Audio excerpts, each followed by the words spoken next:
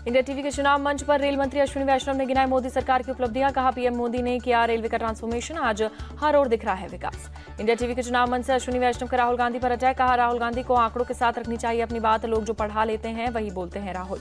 अश्विनी वैष्णव बोले ये मोदी के 10 साल के काम का चुनाव, इस बार हर हाल में 400 पार नौजवानों का भविष्य पीछे ले जाना चाहती है कांग्रेस। इंडिया टीवी के चुनाव मंच से अरविंद केजरीवाल पर अश्विनी वैष्णव का हमला।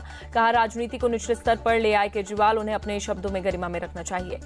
अरविंद केजरीवाल को तिहाड़ जेल में मारने की साजिश। इंडिया टीवी के चुनाव मंच से आम आदमी पार्टी के सांसद संजय सिंह ने केंद्र की मोदी सरकार पर लगाया आरोप।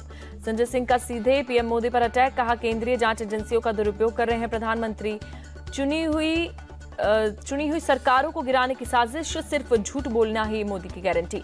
संजय सिंह बोले 24 घंटे सीसीटीवी की निगरानी में है केजरीवाल, पीएमओ और एलजी को पहुंचाए जा रहे हैं फुटेज। जब मैं जेल में था तब बाथरूम तक में लगा दिया था कैमरा।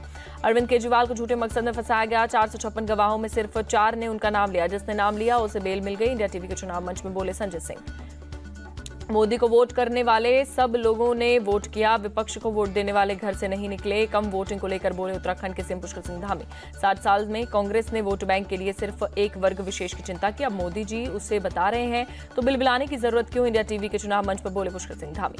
सैम पित्रोदा के बयान पर पुष्कर सिंह धामी का पलटवार। इंडिया टीवी के चुनाव मंच से कहा कांग्रेस की नजर लोगों की कमाई पर, राहुल के सलाहकार ने विरासत पर टैक्स लगाने की बात कही। मोदी को बर्दाश्त नहीं कर पा रही है कांग्रेस, मोदी का विरोध करते करते अब देश का भी विरोध करने लगे। इंडिया टीवी पर बोले पुष्कर सिंह धामी। बहुत दिनों से एक बोझ में था, जो बोझ मैं नहीं उतार पाया, कांग्रेस के बड़े नेताओं ने मुझे पार्टी से निकालकर वो बोझ उतार दिया। इंडिया टीवी के चुनाव मंच पर बोले आचार्य प्रमोद कृष्णम।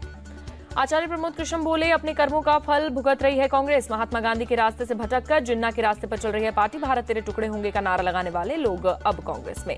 दिल्ली में बीजेपी की महिला मोर्चा का कांग्रेस ऑफिस मार्च, बड़ी संख्या में महिला कार्यकर्ता शामिल। दिल्ली बीजेपी चीफ सचदेवा और तरुण चुग ने भी शिरकत की। मानसिंह रोड से महिलाओं ने शुरू किया मार्च। कांग्रेस हेडक्वार्टर से पहले पुलिस के बैरिकेड को गिराया, दूसरे बैरिकेड ने पुलिस को रोका, पुलिस के साथ वर्कर्स की धक्का मुक्की। सैम पित्रोदा के बयान पर पीएम मोदी का पलटवार। कहा कांग्रेस विरासत टैक्स लगाने की बात कर रही, जिंदगी के साथ भी जिंदगी के बाद भी कांग्रेस की लूट का प्लान। पीएम ने नाम लिए बिना राहुल गांधी पर साधा निशाना, बोले ये अब माता पिता से मिलने वाली विरासत पर भी टैक्स लगाने की बात कर रहे। सैम पित्रोदा के बयान पर गृह मंत्री अमित शाह ने कहा कांग्रेस पार्टी सैम पित्रोदा के बयान पर बाद में पूरी तरीके से बेनकाब हुई। पित्रोदा के बयान से कांग्रेस का मकसद साफ हो गया। सैम पित्रोदा ने अपने बयान पर दी सफाई, लिखा मेरे बयान का कांग्रेस की नीति से कोई लेना देना नहीं, मैंने केवल विरासत के तौर पर अमेरिकी विरासत टैक्स का उल्लेख किया। अमेरिका में बोले थे इंडियन ओवरसीज कांग्रेस के चीफ सैम पित्रोदा। भारत में धन का वितरण सही नहीं, कांग्रेस धन वितरण न्यूनतम वेतन के लिए बनाएगी पॉलिसी, इसके लिए हमें सर्वे डेटा की होगी जरूरत।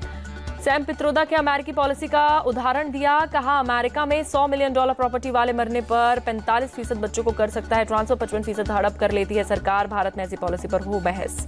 बीजेपी नेता अमित मालवीय ने सैम पित्रोदा के बयान को शेयर करते हुए लिखा कांग्रेस ने भारत को बर्बाद करने की ठान ली। सैम पित्रोदा ने मेहनत कशों की बनाई प्रॉपर्टी पर 50% छीनने की योजना साफ की।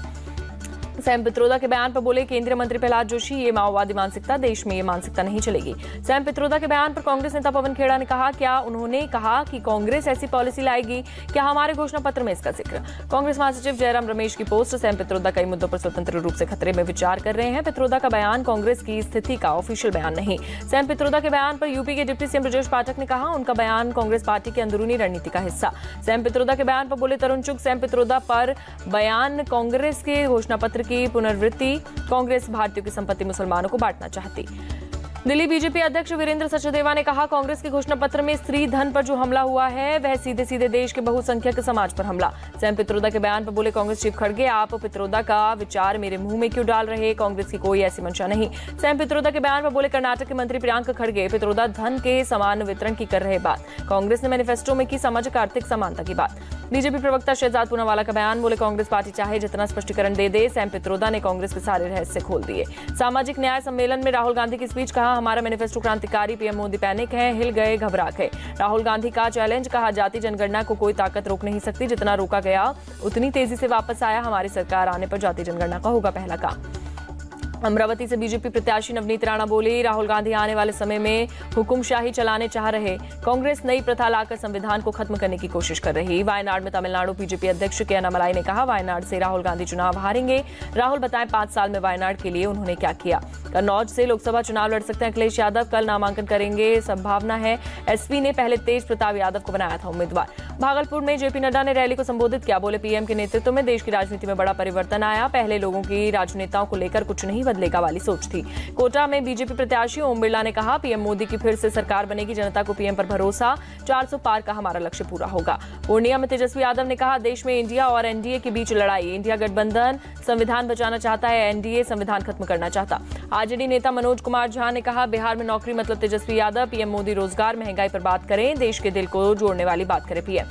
चिराग पासवान ने आरजेडी पर निशाना साधा। बोले, आरजेडी का वोट अब खिसक रहा है, 4 जून को आरजेडी का खाता भी नहीं खुला। रोहिणी आचार्य के बयान पर बोले deputy CM Vijay Sinha, RJD के स्वभाव में ही उदंडता, इनके स्वभाव में ही जंगल राज की मानसिकता। किशनगंज में एआईएमआईएम प्रमुख असदुद्दीन ओवैसी ने रैली को संबोधित किया। बोले, कांग्रेस, जेडीयू और बीजेपी में कोई भी फर्क नहीं है। हैदराबाद से बीजेपी कैंडिडेट माधवी लता ने भाग्यलक्ष्मी मंदिर में की पूजा अर्चना। एआईएमआईएम चीफ असदुद्दीन ओवैसी के खिलाफ चुनाव लड़ रही है माधवी लता।